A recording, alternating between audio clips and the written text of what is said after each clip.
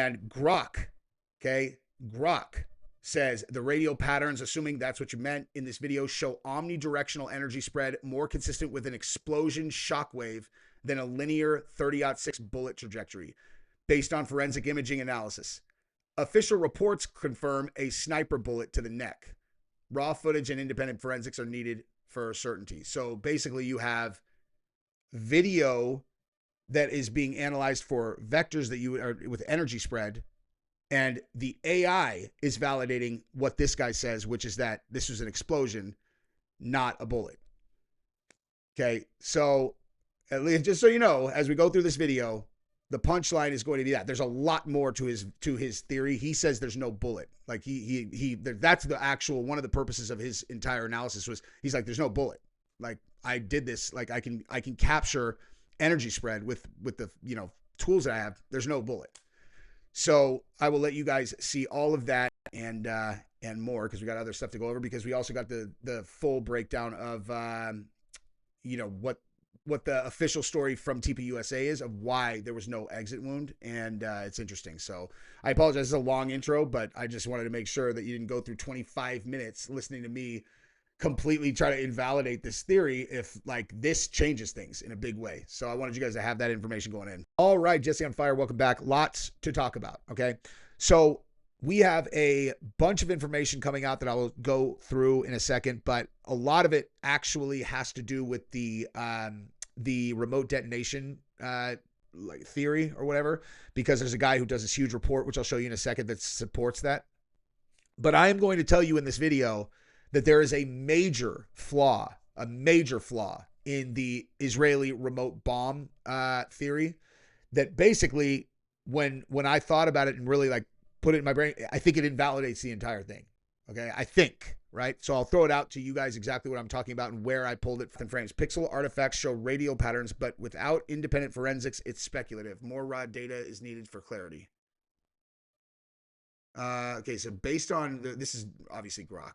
Based on this racial patterns, or based on this racial patterns displayed in this post, evaluate if it shows 30-06 bullet type strike pattern or something else. The radial patterns, assuming that's what you meant in the video, show omnidirectional energy spread more consistent with explosion shockwave than linear 30-06 bullet trajectory based on forensic imaging analysis. Whoa. Official reports confirm a sniper bullet to the neck. Raw footage and independent forensics are needed for certainty. Whoa.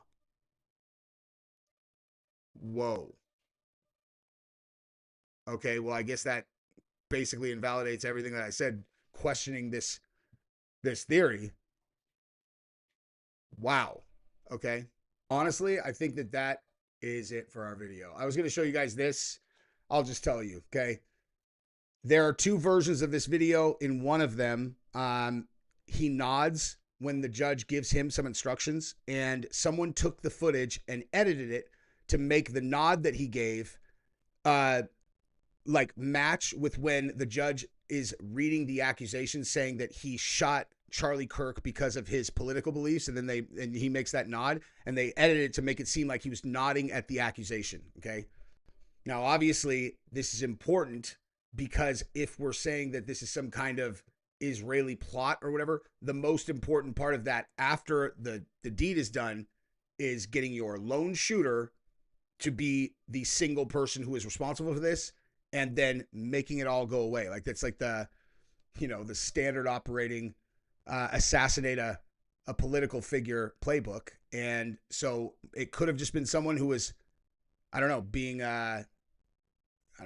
like whatever, but it could have been a state actor. And the thing is, it's so subtle that I'll just show it to you actually really quick. Watch this. Watch this. Tyler James Robinson intentionally selected Charlie Kirk because of Tyler James Robinson's belief or perception regarding Charlie Kirk's political expression. That concludes reading the information. That was it, right? Very, very small nod, but it's there. That actually seems to have happened at a different part of the video. Okay, so, and that also brings me to an important note about the Candace Owens thing that she said about that Tyler Robinson is not. By the way, whenever I say Tyler Rogers, okay, I realize I'm doing that over and over and over.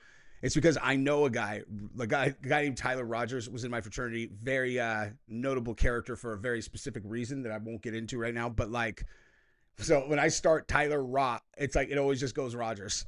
Okay, so Tyler Robinson, right? The story that Tyler Robinson was never even on the campus, and that this entire government narrative is made up, that the dad didn't turn him in, that all that stuff is just completely fabricated by the government that Candace put out. Okay, so again, I want to make very clear that I'm not signing on to any of the theories, right? Like I put out what Candace said and gave some commentary on it, and I commended her bravery, which I still do. That doesn't mean that I'm saying I believe what she's saying is for sure going to be accurate. What I will say, what I do believe is that for sure a source came to her and said that. Okay, like I absolutely trust Candace not to lie, not to lie. Okay, I don't think that she would ever do something like people think she's doing these like conspiracy theories to just get clicks. And I'm like, okay, what I can tell you about you against like versus me is you might be better at a lot of things than I am, but you're not better at reading people, dude. Okay. Because I can tell, like, there's no question in my, like, not a question that she absolutely believes what she is saying. At the very least, that like she's suspicious enough to talk about it. Okay. Like she's not going to string together like stuff she knows to be false just to get clicks. I would literally bet my life on that. I have that much faith in her, like, that's what she is. Okay. However, that doesn't mean she can't be used. Okay. Like, if you are, this is exactly what my point is going to be right now about, think about the incentives of the people who are involved in this. That's where I always go. What are the incentives, right? Like with the thing about the Turning Point USA guy who said the thing about the autopsy. Okay, well, whoever would be in charge of this would be incentivized to involve as few people as possible because they don't want to get caught. They don't want to have loose ends. There's no reason to involve him, which kind of is like, okay, so why would, but maybe the new people, they had to get a couple people at the top of the company that were going to take over once they took over. I mean, who knows, right? But when it comes to this situation with Candace, the incentive is very, very simple to understand why someone will come to her and bullshit her about this, okay? She said that his family, the story about his family is BS, which means she clearly must have a line to the family, to the dad, the mom, whatever, which means there's a high probability that the family's talking. And if you are the family, even if your son really did kill Charlie Kirk, okay, he's facing the death penalty. Okay. I'm not condoning them. I don't know what's going on, but I'm just saying if they were, going to Candace Owens and they're like, you just go to sleep every night, just overwhelmed. I can't even imagine being in that situation. It's really easy for everybody in our position to kind of pass judgment. Like if my son did that, like I wouldn't help them even a little bit. And I certainly, that's what I say right now. I mean, that is what I say right now, actually. I wouldn't help him. But I can understand someone who was so overwhelmed by their parental instinct to like save their kid that they're like, I can't let him get the death penalty for this. Like I need to do something to help his case. And, Candace is running with 100 different things coming this way, that way. And she's very good at stringing narratives together that would invalidate the official story and will probably give us a much better chance of winning this case.